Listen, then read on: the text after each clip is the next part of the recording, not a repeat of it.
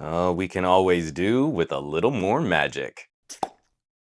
I'm so happy to have an Honor in-house again to play with. Is it a little weird to be kind of emotional about a brand returning? Honor arrived in North America at one of the most exciting times for disruptive, affordable, powerful phones. We had the Axon 7, the OnePlus 3, and we had this, the Honor 8. We had a couple of fun years with Honor, the View 10 and the View 20. And then after these phones, we all kind of remember what happened to the smartphone market. So I kind of thought we'd maybe never get another Honor. And then this showed up, the Magic 4 Pro, and yeah, I'm a little Twitter-pated. I know the brand didn't completely vanish, but it got a lot harder to get my hands on one. And now that the label is separated from that other company, we're returning to a more traditional Android device with proper support for Google services. This feels so much like a direct continuation of where I was left behind. Honor makes beautifully designed powerhouse phones,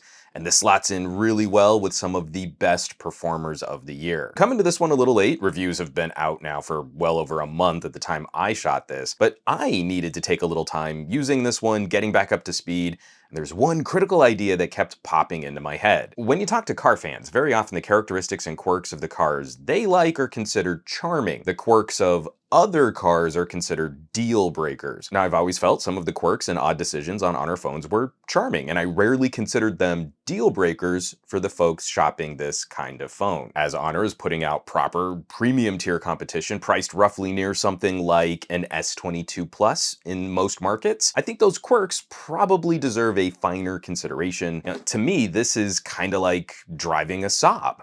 It's going to be insufferable to a Honda fan, but I just have so much fun driving it because of its quirks. I really miss driving my old Saab. The Magic 4 Pro delivers exactly what I liked about the View 20 with updated modern guts and the right balances of compromises for a premium phone, which is not badged in Ultra. I like calling this phone a Pro because we rightfully get more control over performance, battery settings to let the SoC run more aggressively, and we get a fantastic desktop mode which runs neck and neck with DeX, if just a bit behind Moto Ready 4. If you spend a lot on a phone, it should be able to replace other gadgets. When I pick up a Moto, this Honor, or a Samsung, I'm perfectly capable of getting a high degree of work done without packing a laptop. Someone spending roughly $1,000 on a phone might be interested in displacing the need to bring along another computer. And this Honor is such a fun mashup of old and new ideas. We're packing that high refresh rate OLED, but this is on one of the most dramatically curved pieces of glass of any phone I've handled this year. It is running Android 12, but this is a skin that actually kind of conservatively brings us back to something that feels more like Android 11. And when we do field some great lifestyle improvements, like this ultrasonic fingerprint sensor, it's fast, it's quick. I'm only less impressed because of literally 2 other phones that exist with larger fingerprint sensor areas. And that's no fault on the Honor, it's just the reality of how tech advances and evolves. Landing some impressive specs, but there are a few areas that I still feel are kinda clumsy, like the aforementioned screen.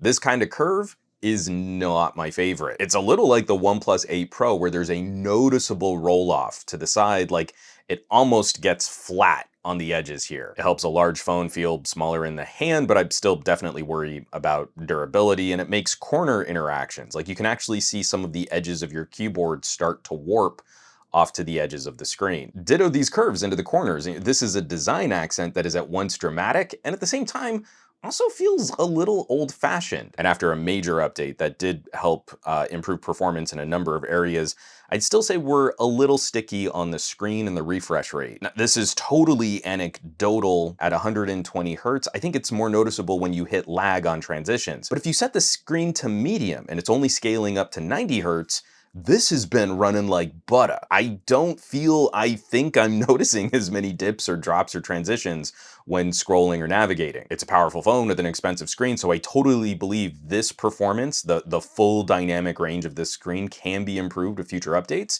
But it's these little things that I think it's fair when people complain about a new phone. I don't think any phone launched over the last 2 years has come right out the gate well polished. With any phone now, our conversation should shift to discovering potential issues early and then staying on the manufacturer to see if those issues are resolved. Obviously, Honor is focusing a major part of this conversation on camera technology. And it's been really fun trotting out another Honor that has gotten reactions from people when they see it. It's definitely noticeably different. I don't know what it is, but from the Honor 8 onwards, I've gotten more people asking about these than almost any other phone I've carried out in public. The camera hardware is brilliantly competitive in the premium, but not ultra tier of phones. It's built for that Galaxy S22 Plus kind of showdown, and I think it wins on most fronts. Against that S22 Plus, the main sensors are nearly identical, the ultra wides are respectable, but the telephoto on the Honor absolutely shames the S22. Now, Samsung went and cut corners and went with an even smaller 1/4-inch sensor on the S22 and S22 Plus.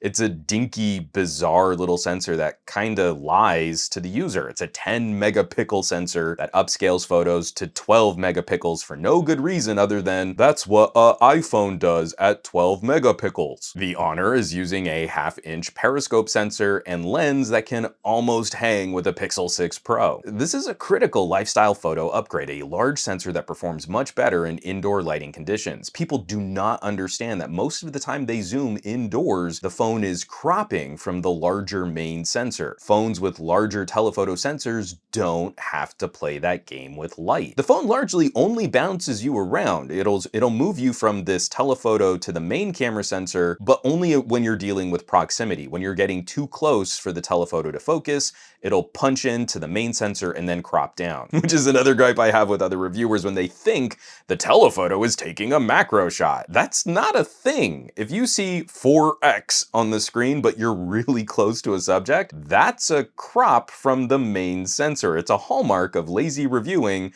when they don't really explain or even understand themselves what's happening. But I digress. The Honor has a wide-angle macro mode, but I genuinely prefer a small crop from the main sensor if you want to get up close. This is a terrific range of camera sensor hardware. Now, performance after that update has been great. Critical focus on tiny details is very encouraging. The only issues I have are, again, a few clumsy choices in software and execution. The metering is hyper-aggressive spot metering where you tap to focus. I find the phone is almost always putting out brighter shots than it needs to. Sometimes more than a stop brighter in mixed lighting situations. And this is a really strange holdover that most other Chinese OEMs have evolved out of. We used to notice this really egregiously on OnePlus phones, but now a lot of these phones, especially the camera-centric ones, are using a more matrix-style metering and using that HDR processing to kind of rein in highlights and lowlights. Also, a major bummer for me, I can't find any hardware quick action launch for the camera. I absolutely hate using the screen wipe to launch the camera.